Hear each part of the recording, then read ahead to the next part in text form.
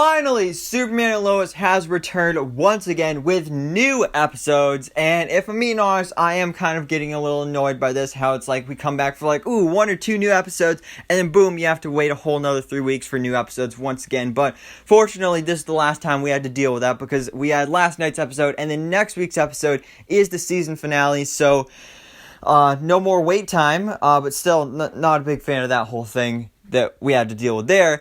But let's talk about today, Superman and Lois, Season 1, Episode 14. The penultimate episode of this season. It definitely started off as a slow episode, but as we went on, we definitely got really into it, and there was a lot to set up the season finale of Superman and Lois, Season 1.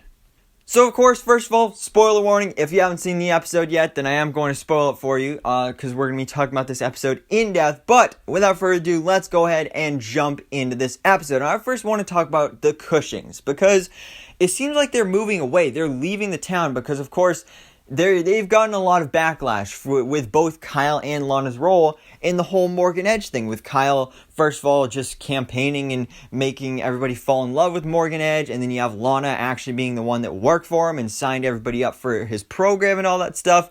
So everybody hates them. We saw that in the last episode, and they basically have every reason to leave Smallville, and I really, really hope they don't, because Smallville without these characters would just be so weird, and like, we've grown to love these characters over this whole season. I've loved the relationship between Jordan and Sarah this whole season, and I don't want it to come to an end. I don't want to end it up like Jonathan and his girlfriend from Metropolis. That just would not be good.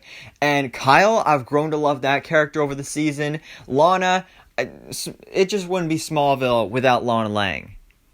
Or Cushing now. But anyway, they're not the only ones that are faced with some tough decisions here, because then we also have Chrissy, who may actually have to end up selling the Smallville Gazette. And basically everybody in Smallville is like rioting against General Lane and the DOD about like, what are they still doing here? What are they not telling us? Especially Sharon Powell, who's like, you knew Morgan Edge was connected to the death of my son, but you never told me. And yeah, so things are just not going well here at all. Everything is falling apart. The Cushings are moving away. Also, at the end of the episode, Kyle actually got a job offer in another town. So again, they have basically every reason to leave. I just hope something happens in the finale that makes them realize, like, oh, maybe we should stay and save all these relationships, because they better not leave.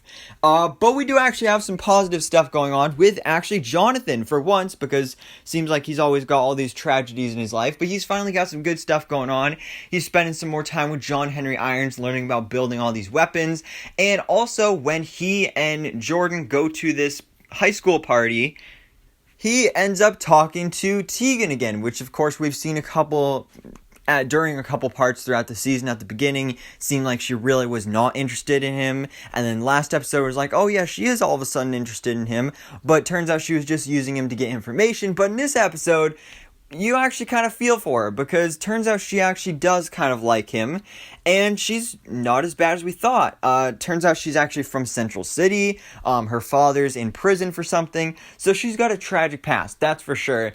And, I wish they would have maybe introduced this story a little earlier and told us about her a little earlier, because again, there's only one episode left, so it is kind of late to be introducing a crazy story like this, but, still cool. I'm still interested to see where this goes from here. But meanwhile, Tal-Rho is no more. He has now officially become the Eradicator, and he frees Leslie Lar. So now you've got Superman and Steel teaming up to battle Morgan Edge, aka the Eradicator, aka Tal-Rho, Leslie Lar, and now a bunch of other newly formed Kryptonians in Metropolis, which is really cool. That's something I've really missed from this series in Superman and Lois, is I wish we saw more of Metropolis, like at least before they moved to Smallville. I think that would have been nice.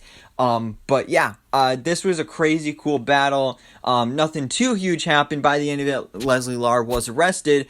But the big thing at the end of this episode was that Jordan gets kidnapped by the Eradicator, aka Edge, and then he is transformed into Tal-Rho's father, the very Palpatine, very looking Kryptonian guy that was very evil. This was honestly a crazy part, because first of all, Jordan's eyes turn red, and then you just hear the father's voice, and it's like, okay, that's going to be so weird. So it's the body of Jordan, but the father of Morgan Edge. It's crazy. It honestly is pretty crazy. But that was the big thing that happens in this episode. And it looks like the final battle of this season is going to be Superman versus his son, Superboy, which I think is really awesome because that's been one of the big things of this show in this first season, is about Superman and his kids having superpowers, specifically with Jordan. So I think that's a really nice way to bring things full circle, especially because lately we haven't really been doing much with the whole Jordan having powers storyline. So I like that they're bringing that back more to the forefront and bringing things, again, full circle, so that then we're going to have Superman versus Superboy. I think that is going to be so cool, and I'm super excited to see that. But again, the finale is airing next week on the CW after the brand new episode of Stargirl. Speaking of that, check out my Stargirl Season 2 Episode 1 review and breakdown. But, guys, let me know your thoughts in the comments below.